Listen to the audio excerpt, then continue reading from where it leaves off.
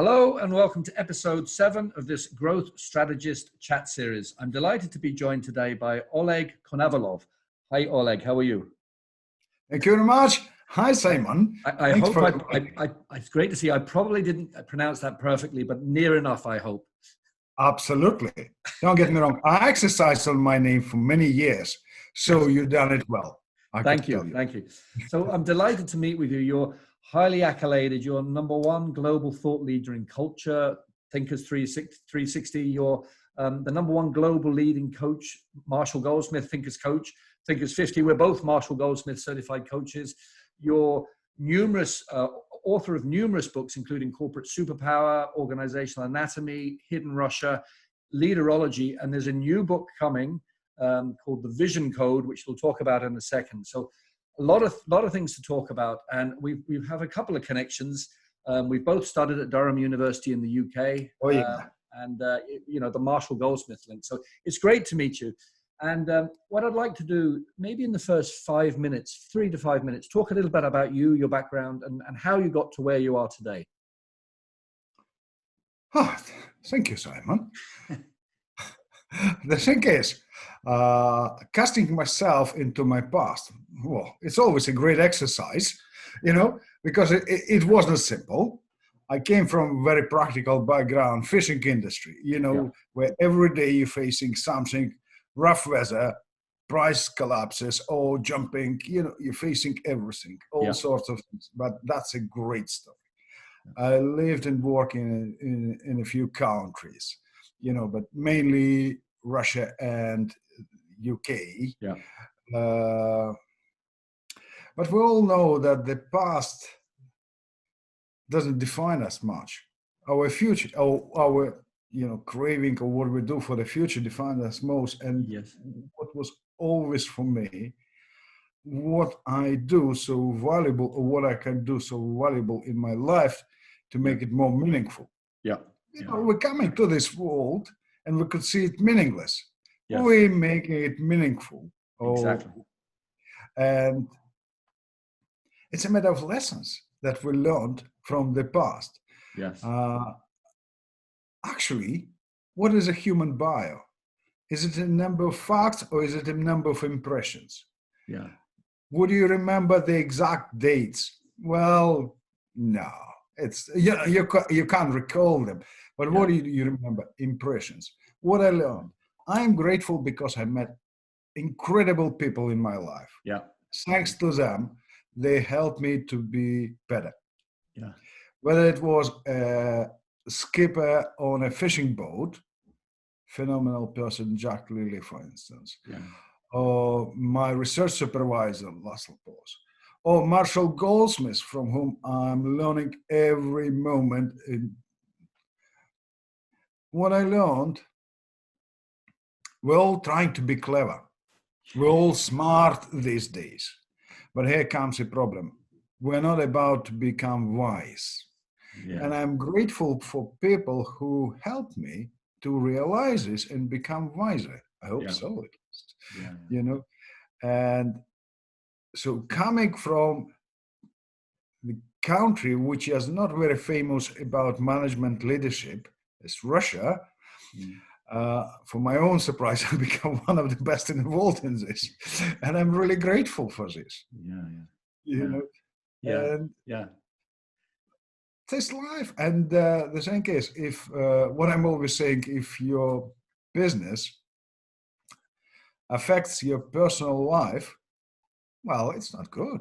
It's never good. So, of course, I'm happy, for instance, this lockdown, I spent 24 hours a day with my wife and my son. Of course, I missed fishing because you can't go fishing somewhere far, right? Which is a downside. But at the same time, this virtual connection proved that we could be connected regardless of distances and time zones. You're right. And, imagine if this lockdown had happened 15 years ago, before Skype and Zoom and Teams, so we have to be grateful. And I picked that up in your your voice and your demeanor and your face, Oleg. You have a genuine look and sound and feel and aura of gratitude. You really do. And so to that, you know, I looked at your website this morning, and and I'd never seen it before. I had seen your website, but I hadn't picked up this quote. And there's a quote that says, "Culture is the soul of the organization. Whoever controls the soul controls the body." And I thought, that is just an amazing quote, you know. And so what do you mean by that? And how do people understand what you're saying by that? Well, simply, we can't command, but we can't demand effort.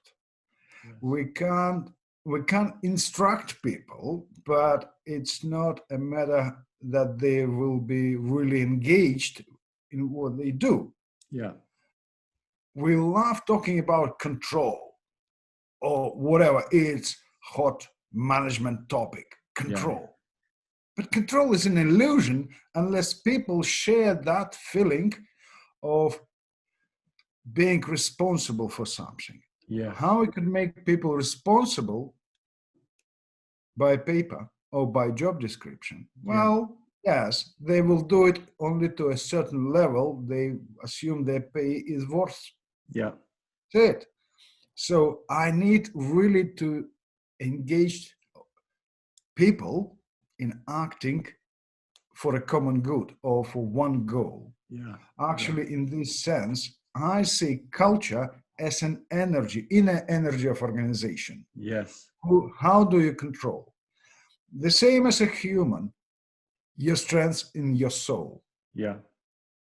You know, because you don't need to be a bodybuilder to be strong. Exactly. You must be strong mentally, you know, inside, psychologically. Yes. We talk about leadership. What leadership is? Leadership is pure psychological and emotional pressure. Yes. A workload that you must cope with. Yeah. You must take certain pressure off a people to allow them to grow. Yeah. How I could do this if I'm not considering them as that soul power?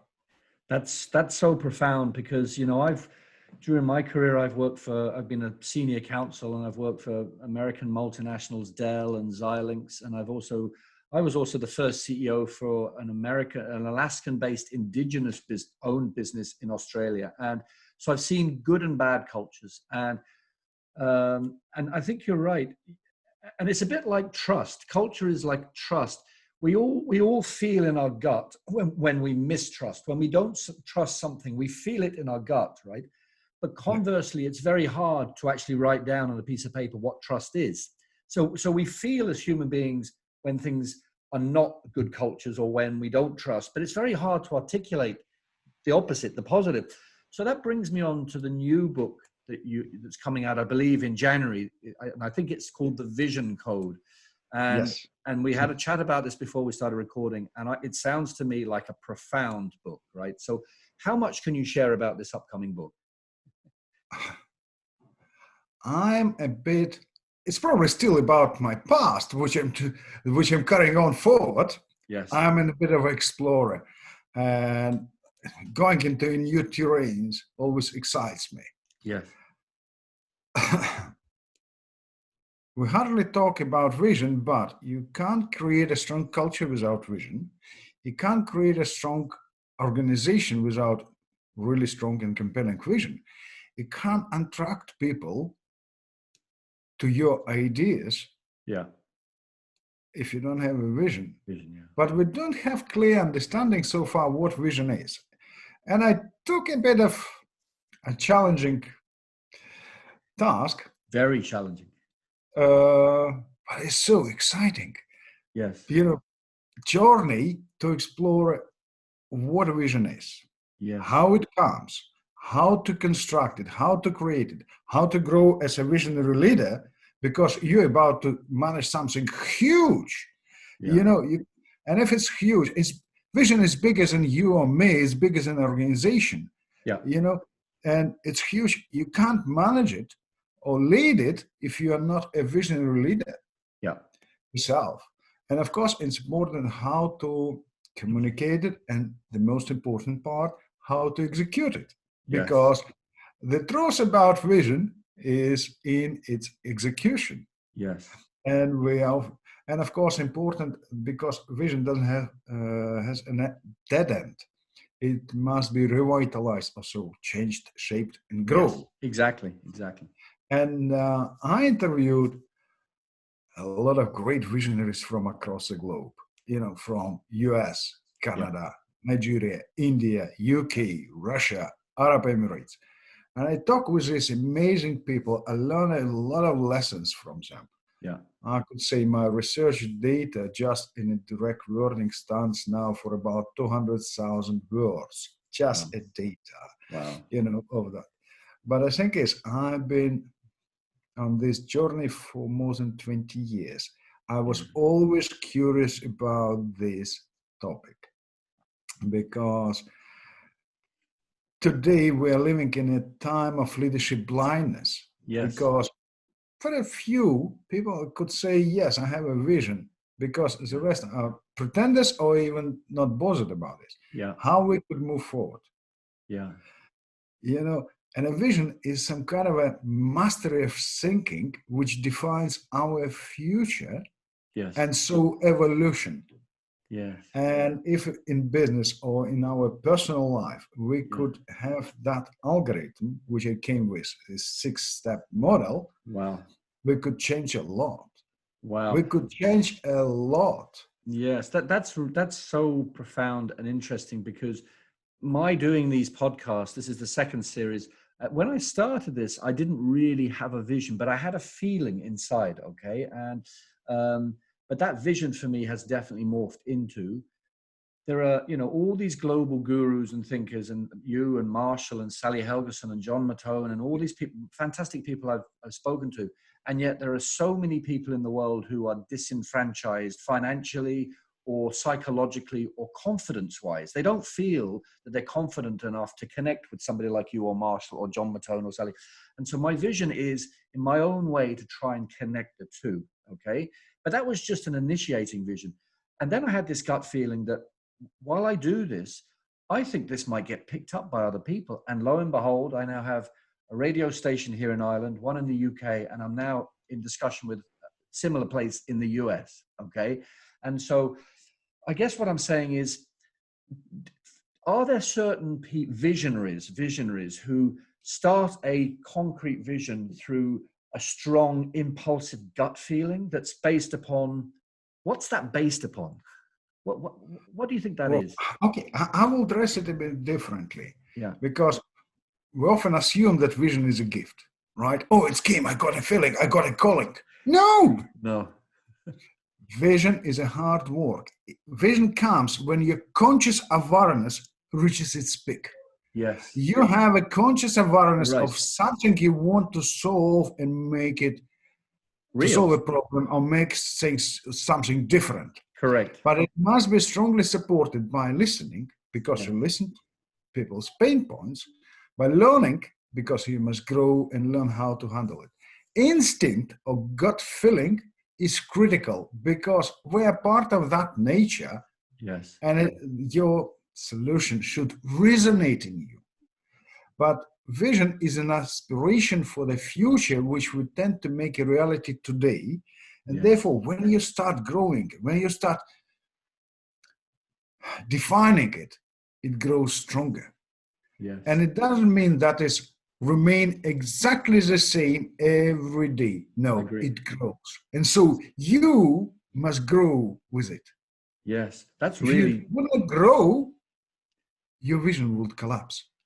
Yes, that's really, really well put. And I'm in that process myself. I'm actually watching the vision that came from somewhere. It's actually turning into something real around me, radio stations. And so now I have this feeling that I'm pulled by it, it's amazing. And Simon, amazing thing is that is well supported and magnifying, and at the same time being a magnet for people, because it's supported by a strong passion. Yes. It multiplies your gut feeling. Yes. It makes you, it's a strong emotion itself. Yes, it is. You know, and it brings people in, it grows. Yes, and this is very much in you, Oleg, and I can see it coming out of you. You know, so once the vision code comes out, what's next for you in the next year or two? What you must be thinking about doing lots of things.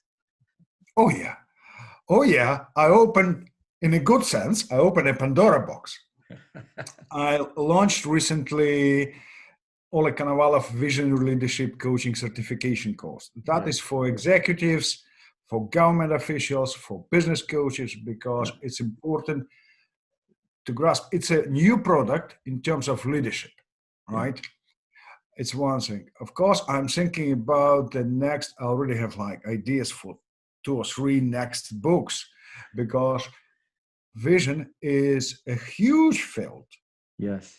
Which must be explored. And it's not just a matter of talking, it's a matter of bringing practical tools for businesses and for personal use. Yes.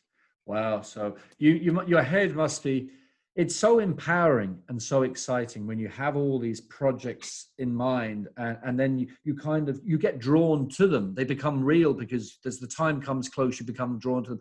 So if you were going to whisper 2 or 3 words of wisdom to a 20-year-old version of yourself, so if you could go back to when you were 20, right, to give you the best opportunity in life, to inspire you as much as possible, what 2 or 3 things would you tell that younger version of you?